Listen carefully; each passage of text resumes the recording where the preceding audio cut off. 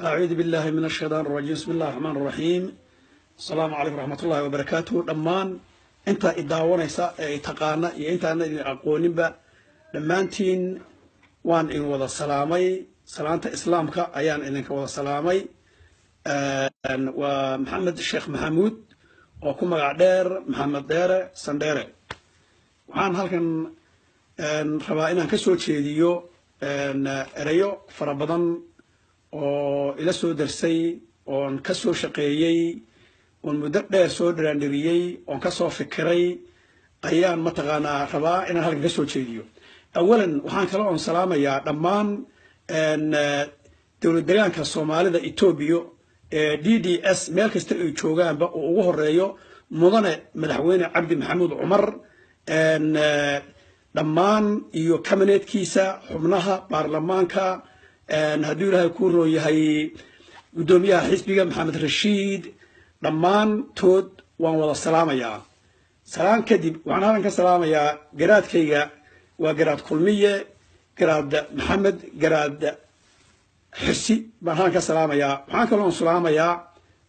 suldaan cabdiraxmaan suldaan bede oo isaguna suldaankayga ama halkan ka salaamayaa dhammaan waxaan leeyahay suldaan iyo garaad waa la idiin gafay gafkii la idiin gafay xaal iyo xumaan anaa idinka siinaya dhammaan waxaan leeyahay anigii oo ku hadlaya magaca beesha Jidwaaq guud ahaan meel kasta oo joogaanba dal iyo dibad waxaan leeyahay arrimihii iyo qalalaasihii iyo shaqaaqadii waayahan dawladda iyo shacabka la kala dhex dhigay dhammaan ha laga raali noqdo suldaanku ha ka raali noqdo garaadku ha ka raali noqdo dhammaan beesha Jidwaaq meel kasta oo joogaan waxaan ka codsanayaa kacdoonkii shacabka Jidwaaq oo kacay ee ahaa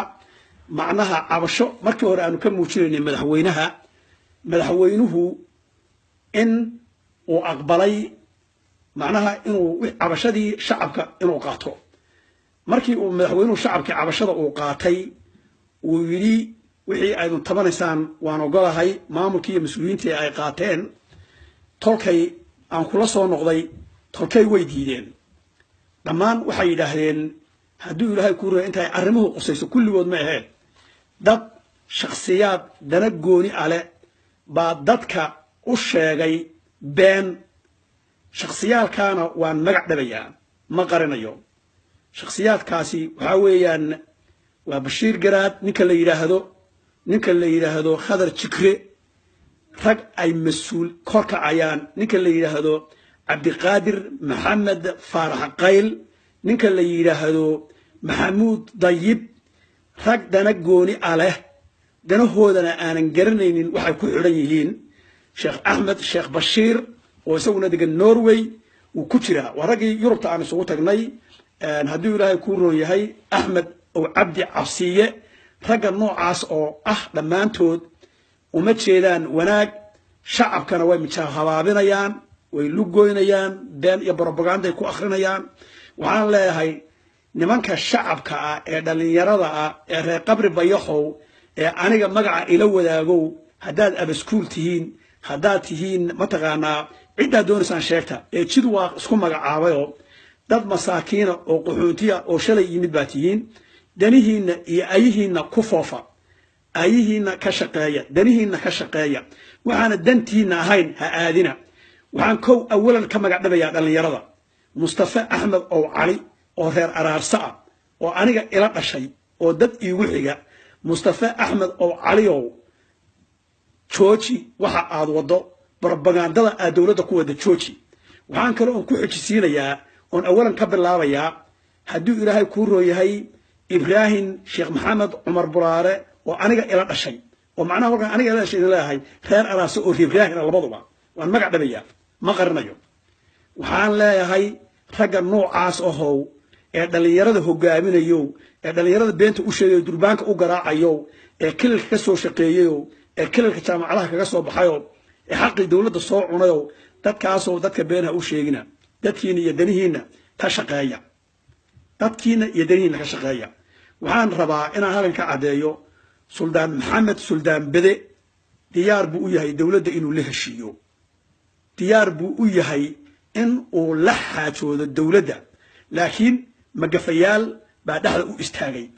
مجفاش يا شاسو كليه واحد كوقن عن وياهي كرسيga مدن محمود عبد عمر كرسيga oo ku fadhiyo kaliya toon mooyana wax kala nama maraan كرسيga maxaad ogaataan Soomaaliyeey كرسيgaas Soomaaliya oo dhan ka dhaxeeya Soomaali badan baa la degtay meesha absamaha waxa la yiraahdaa dawladda Soomaalida kilku waxa weey ka kooban yahay dawladda deegaanka Soomaalida Itoobiya ka kooban yahay ninkii Ilaahay u qoray baa kursiga ku fadhiisan مدن محمود عبد عمر هدو إلهي كوريا حق يا عدالة بكوجي كرسيga إلهي بان أقري أوسيي إلهي بان إنه قبطه وتمسنه هجانك وهايو إلهي بان أترجلي إلهي أمانك قال كرا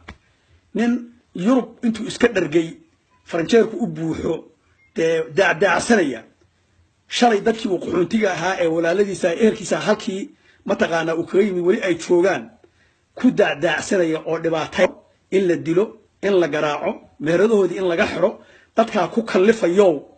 دالنين باتهين إلى هنا مالك يوم القيامة وإذن ويدين يا وضياشاس يدتكاس مساكين تا مالو والبدرت الله دبعتين يوم إلهي سبحانه وتعالى عز وجل وإذن ويدين يا وعن حالكا وباقا يا markoobaad iyo mar labaad ba aan uga yeerinaya ragga idin hor ordayay 20 sano ugu yaraan bay Ameerika joogeen jaamacaday ka baxeen lacag iyo xoolay sameysteen nimankiina kurayda ee dhalinyarada ee lacagta dawladda lagu caaya maalin walba jeegooda ay soo shaqeystaan ma taqaanaa laga qaado ee baariyada lagu dhigayo ee meel walba lagu tagayo ee isteediyada kale iyo gobolada kale iyo Yurub loogu dhoofayo ilaahayna uu idin la xisaabtami aadamigiisuna way idin xisaabtay oo maalin ba taariikhdu bay qori oo la isugu iman anigu maanta laga bilaabo waxaan ayidsanahay oo kamid ahay madaxweyne Cabdi Maxamuud Cumar shacabka uu hogaaminayo ayaan kamid ahay dawladdaas baan horeen uga mid ahaa baan eegana kamid ahay wixii dunuub iyo dambi ah ee horay iga dhacay ee uga galayna ilaahay ha iga cafiyo wixii wanaag ee aan u qabtayna ilaahay ha ii lama laabo hooyo iyo aabo waa idin jeclahay aabahay Sheekh Maxamuud saga ay dhalay soo koriyay kuma dhibaateenaya aabo hooyo kuma dhibaateenayo Maryam Maxamed Nuur aan ku jecelahay Allah fi hooyo dib kuma soo jiidayo reetolkay oo reer araarsa dhammaan meel kasta oo joogtaanba wax dhibaato oo idin soo jiidaya shakhsiyan ma jiro dhammaan dadka anigu aan odaga u ahay aan u ahay aqoon-yahanka ee siyaasiga u ahay ee ka soo jeeda reer araarso beesha araarso ka soo jeeda dhammaantood waxaan leeyahay yaa la idin majahabaabinin yaan beenna idiin sheegin nimanka qowleysatayaasha ee raba in ay dadka ku ciyaaraan ee raba in ay majahabaabiyaan ee raba shaqooyinkiina iyo meheradiina in ka lugooyaan dadka doonaya ha dhageysanina shaqadiina u noqda iskuuladiina u noqda waxbarashadiina u noqda dadkiina wax tara dawladdiina ayida runta la isu sheegayaa been in la isu sheego ma aha dadku sidoo waa beesha anigu aan ka dhashay dhammaan shirkii ugu dambeysay dhammaan way tageen